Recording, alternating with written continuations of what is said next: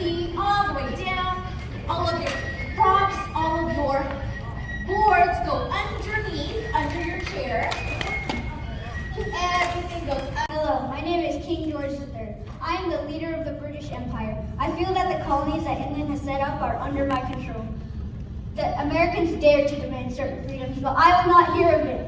My advisors will pass laws in the Parliament to tax the colonies, and if the rebels continue to cause problems, I will send my troops to America to stop the revolution. Ah, yes, you do quite want to mess with the king. Thank you, King George.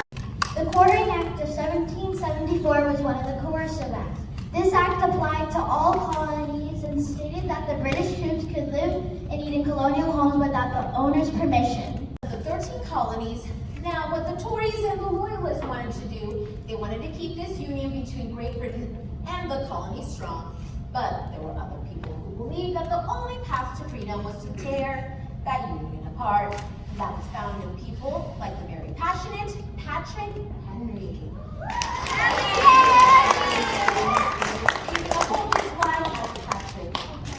Here you go, Mr. Henry. Hello, my name is Patrick Henry. If we wish to be free, we must fight. I repeat, sir, we must fight. And appeal to arms and the God of hosts is all that have left to us. If this to be treason, make the most of it. Shall we resort to entreaty and humble supplication? Is life so dear, or peace so sweet, as to purchase at the price of chains and slavery? Forbid it, Almighty God. I know not what courses others may take, but as for me, give me liberty or give me death. Great job, Patrick. That's going to be very passionate. That's going to be 55 points going over to you. So everyone go ahead and take a knee with me. Now I'm going to show you a few of the steps that went along with loading and reloading. These aren't all the steps. There's a lot more that went along with them, but these are the ones that you will show in your battles for today. Pretend you have a musket. You're holding a musket in one hand. Everyone has on pouches that go around their waist. You're going to open up that pouch. Take out one of the little packets that has the gunpowder and musket ball. Rip it open with your teeth. Pour it into the tip of the musket. All of these muskets also have longer ramrods at the bottom. We're going to pretend this one has one. And you're going to take that. That is what they use to stuff in the musket ball and the gunpowder. Put it back at the bottom. This part will go in your little shoulder socket right here. Or pocket. You're going to aim high. Ready? 1, 2, 3. Bang! And now if you have to take another shot, what do? Open up the pouch, take out the pocket, rip it open, pour it in, take that ramrod, stuff that in, put it back. 1, 2, 3. Bang! This were pretty religious people. They believed that this was God's arm holding the sword on the flag. And in Latin it says conquer or die because they believed that they were going to conquer for their freedom or die trying. Camera, action! Even though there had been some Americans killed in the Boston Massacre 5 years earlier, the battles of Lexington and Concord were the first battles of the American Revolution. The battles happened on April 19, 1775. The British were planning on arresting Samuel Adams and John Hancock in Lexington, but Paul Revere rode his horse to warn the town that the regular British army was marching into the area.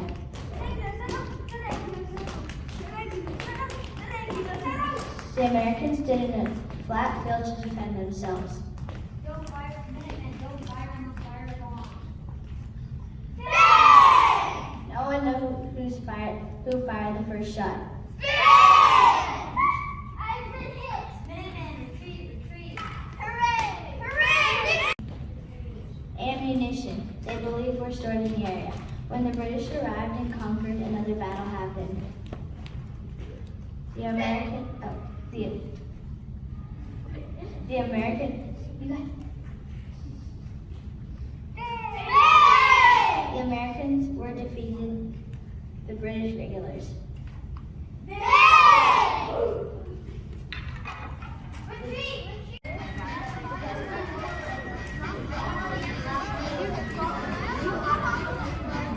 Now the pine tree on here is a symbol of liberty for the colonists. And what does it say at the top, everyone? An appeal to heaven. Yes, the colonists believe that no matter what rights were taken away from them, they still have the right to make appeals to heaven. Hello, my name is Thomas Jefferson. I'm the main writer of the Declaration of Independence as well as our third president. I was a shy law student when the idea of independence was being considered. I was a farmer, an inventor, and creator of the American coin system. I started the Library of Congress, the University of Virginia, and the Democratic Party. As president, I authorized the Louisiana Purchase, which doubled the size of the country.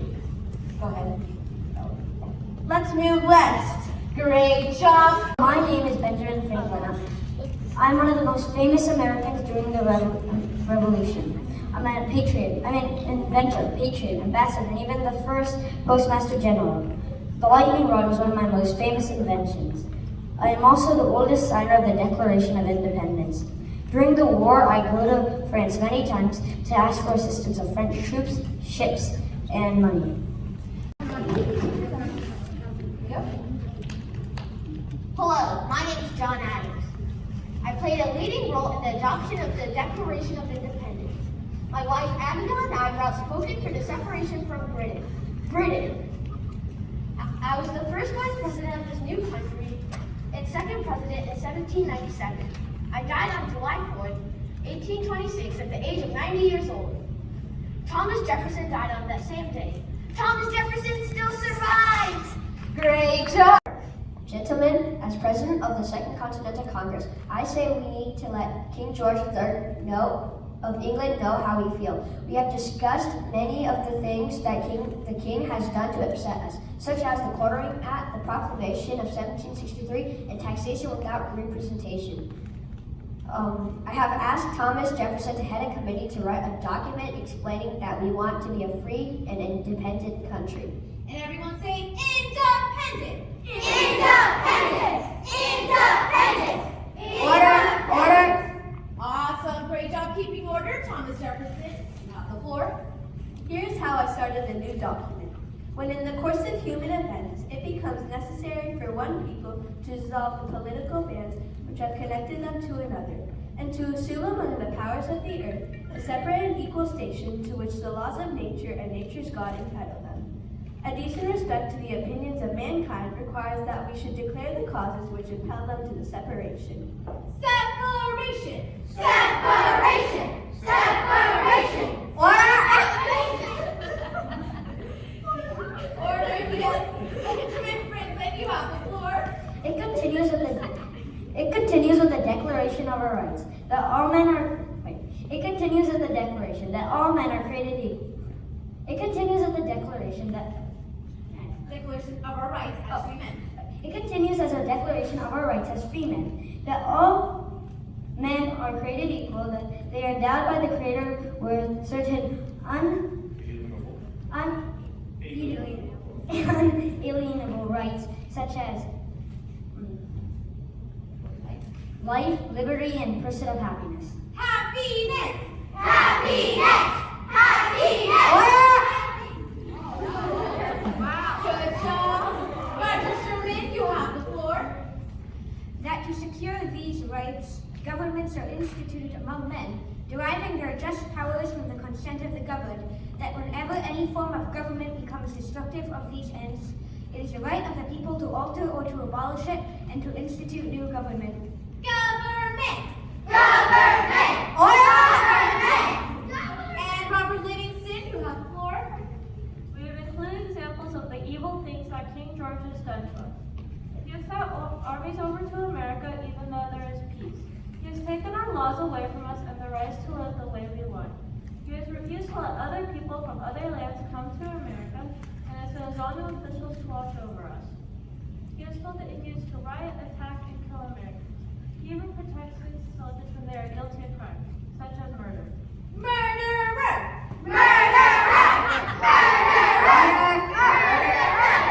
All right, and John Adams, you have the floor. After listing our complaints, we have given our statement of independence. We, the representatives of the United States of America in General Congress, assembled appealing to the Supreme Judge of the world, do, in the rectitude of our intention, solemnly publish and declare that these united colonies are and of right ought to be free and independent states. Independent. Independent! All right, and now on the count of three, the six of you are going to read off that second part or recite the one that starts with and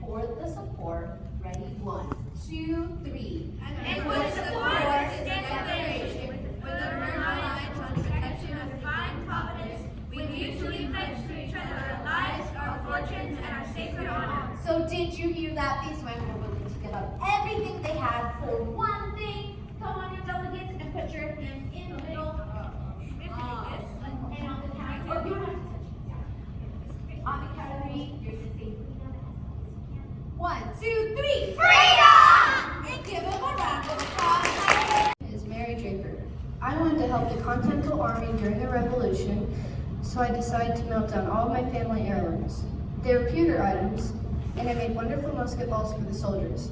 My items may be important to me, but so are the freedom we are fighting for. Yes, I'll take this. And you grab his musket, we'll do not go point. Ooh, yes, Nancy. Another sneakster right there. Great job. Round of applause. Thank you guys.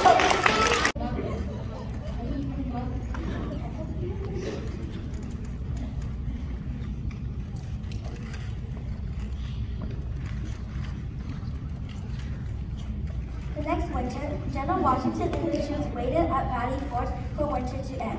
The American soldiers did not have enough food or shoes for the cold. Many other soldiers had to wrap their feet with rags because of the freezing weather. General Washington had to do many things to keep his troops inspired to fight. These are the times that try men's souls. Valley Forge was not a battle, but it was a very important part of the revolution. Because of the courage and leadership of General Washington, the troops made it through the difficult winter. Hip hip hooray! Hip hip hooray! Hello, my name is Abigail Adams. I'm the wife of John Adams, our second president, and the mother of John Quincy Adams, our sixth president. I strongly supported education for women, even though I had no formal schooling. I worked hard to become a strong reader and writer. During the war, I managed our farm, taught our children, and expressed my political views in letters written to my husband. It's called the Navy Jack. And, yes, what does it say at the bottom, everyone? Yes, Benjamin Franklin actually came up with this term, meaning, hey, if you leave us alone, we'll leave you alone. But if you were to step on us like we would on a rattlesnake, then we're going to bite. Yes.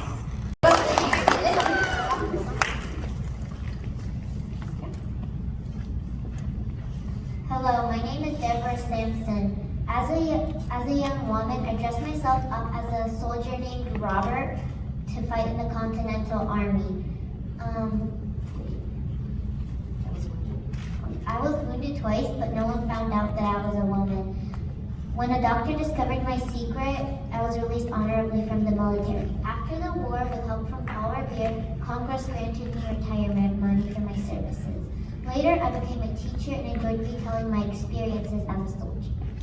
Great job. Oh, carefully. Head on back. She is injured right there, Deborah Sampson.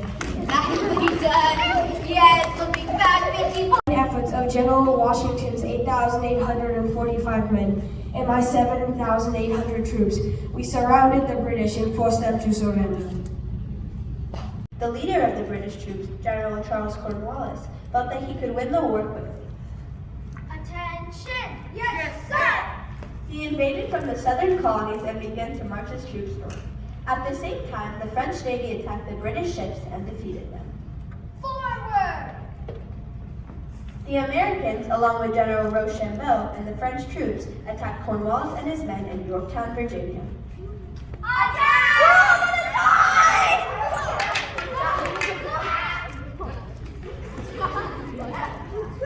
After days of fighting, they surrounded the British and forced them to surrender.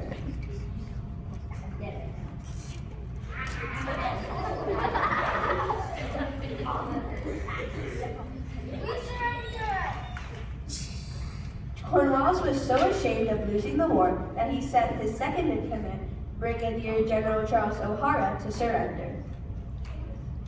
General O'Hara tried to give the sword to General Rochambeau, who refused to accept it. I refuse to take the sword. General Washington also refused to take it. No, I will not take the sword. Washington had Brigadier General Benjamin Lincoln, his second in command, accept the sword. I will take the sword and surrender. Then the war was over. United States of America! Great job. Round of applause.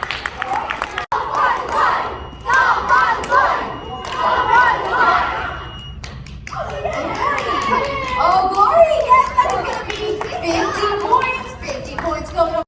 Yeah. want to get in on one of them?